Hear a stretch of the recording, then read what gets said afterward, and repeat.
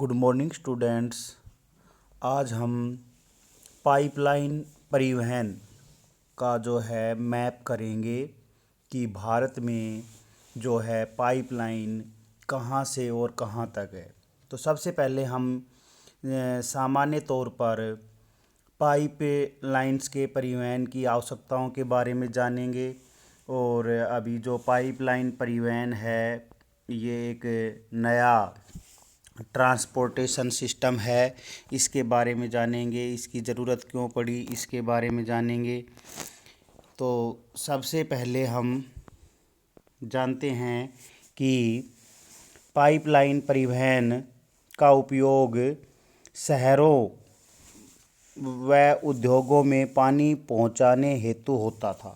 ये प्रारंभिक बात है। पहले जो इसका प्रयोग होता था वो शहरों में पानी पहुंचाने व उद्योगों में पानी पहुंचाने के लिए होता था, परंतु जो है आज इसका प्रयोग कच्चा तेल, पेट्रोल उत्पाद तथा तेल से प्राप्त प्राकृतिक गैस तथा गैस क्षेत्र से उपलब्ध गैस शोधनशालाओं, उर्वरक कारखानों व बड़े ताप विद्युत गृहों तक पहुंचाने में किया जाता है। यानी हम जो तरल अवस्था में जो पदार्थ होते हैं, इन शॉर्ट में ये कह सकते हैं कि जो तरल अवस्था में जो पदार्थ होते हैं उनको हम एक स्थान से दूसरे स्थान पर पहुंचा सकते हैं। इसमें जो ठोस पदार्थ होते हैं उनको हम तरल पदार्थ यानी स्लैरी में परिवर्तित करके, स्लैरी कर्दम अवस्था हिंदी का वर्ड हो जाएगा, वैसे तरल अवस्था इसके लिए काफ़ी है।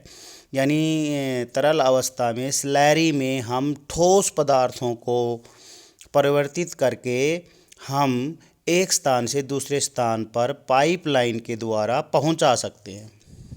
तो पाइपलाइन का फ़ायदा क्या है कि आरंभ में पाइपलाइन की लागत जो है वो अधिक हो सकती है, परंतु इसको चलाने में जो मेंटेनेंस का खर्चा आता है यानी जो खर्च आता है वो न्यूनतम होता है। लागत अधिक होती है लेकिन इसको पाइपलाइन को चलाने में खर्चा कम आता है। और सबसे बड़ी बात होती है कि वाहनांतरण देरी तथा हानियाँ इसमें लगभग नहीं के बराबर होती है। यानी साधनों को हम बदलेंगे जिसको कि लोडिंग अनलोडिंग कहते हैं, तो उसमें समय भी लगेगा, तो उसमें फिर देर भी लगेगी। यानी समय लगेगा तो सामान को एक स्थान से दूसरे स्थान पर पहुंचने में टाइम लगता है, तो इसमें जो टाइम कंज्यूम है वो बिल्कुल कम हो जाता है। तो हमारा एक नंबर का क्वेश्चन अक्सर जो हमारे प्रश्न पत्र में पूछा जाता है कि परिवहन का वह कौन सा साधन है जो वाहनांतरण देरी तथा हानियाँ इसमें लगभग नहीं के बराबर होती है।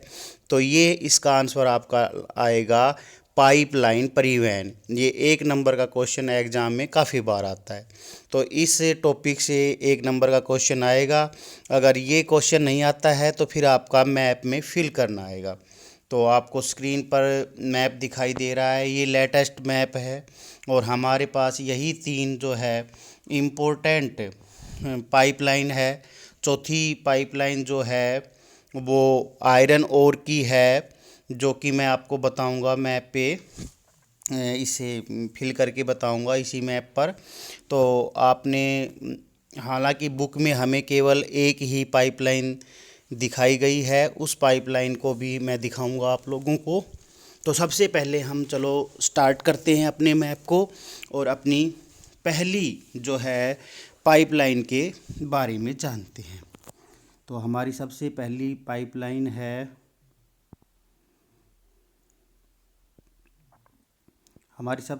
पाइपलाइन है, ऊपरी असम के तेल क्षेत्र। जो नंबर 1 है ये नीले कलर का, यहाँ पर है डिगबोई।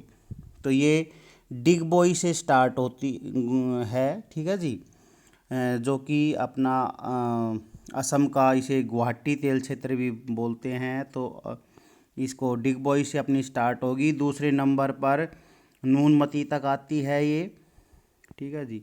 नूनमती से फिर आपका ये आ जाएगी बैरोनी, बैरोनी से फिर ये आ जाएगी कानपुर, और यहाँ से ये टर्न होके यहाँ हल्दिया यहाँ पर हल्दिया जो पश्चिमी बंगाल है यहाँ तक जाती है।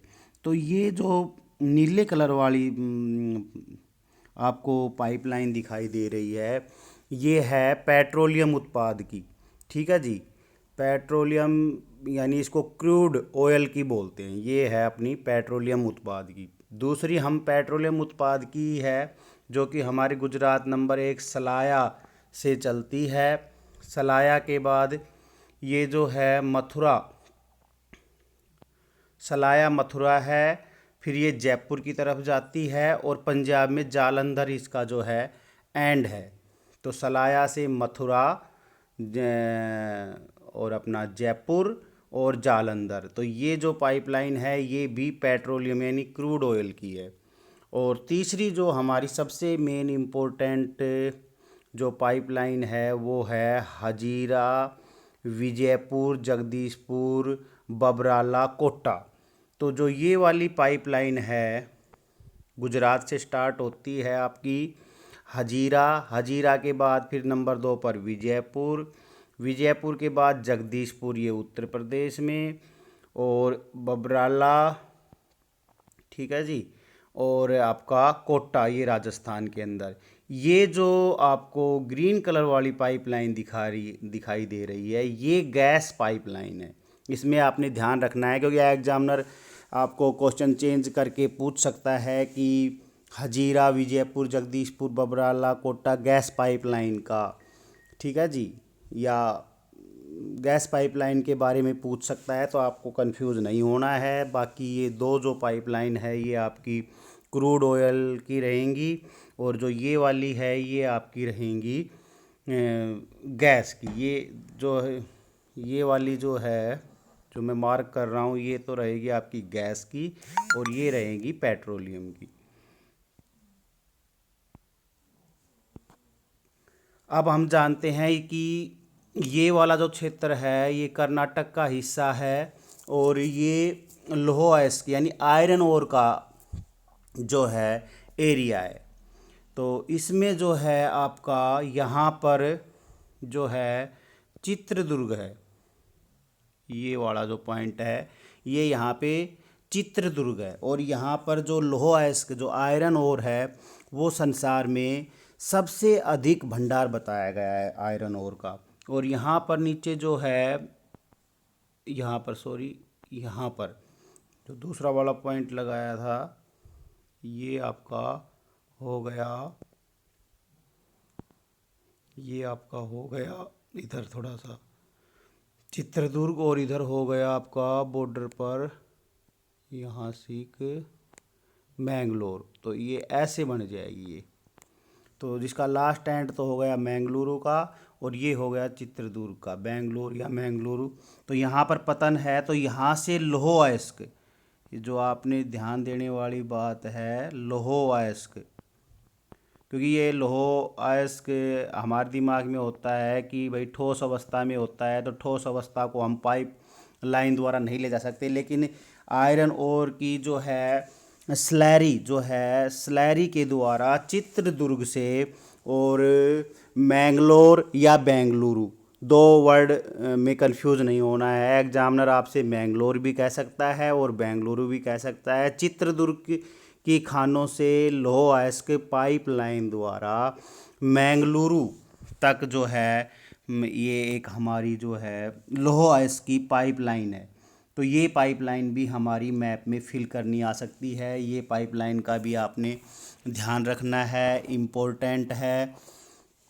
और हमें ध्यान रखना है कि किसी भी ठोस पदार्थ की हम स्लैरी बनाकर यानी घोल बनाकर या तरल अवस्था में या कर्दम अवस्था में हम उसको पाइपलाइन द्वारा एक स्थान से दूसरे स्थान पर ले जा सकते हैं। अब हम दिखाते हैं अपनी बुक का मैप। ये है हमारी बुक का मैप। हमारी बुक में जो है केवल गैस पाइपलाइन को दर्शाया गया है। ये इसमें हमारा जो गैस पाइपलाइन है ये बड़े उस पे दिखाई गई है। इसमें हमारा जो है हजीरा, फिर अंकलेश्वर, अंकलेश्वर के बाद ये छोटे स्थान वडोदरा और कालोल, झाबुआ, विजयपुर और इधर से ये अंता की तरफ आ गई है जी। ठीक है जी। औरिया, इधर जगदीशपुर, शाहजहाँपुर, बबरोला और ये साहिबाबाद, सोनीपत, दिल्ली और गुरुग्राम तक। तो ये जो गैस पाइपलाइन है ये पूरी गैस पाइपलाइन का है।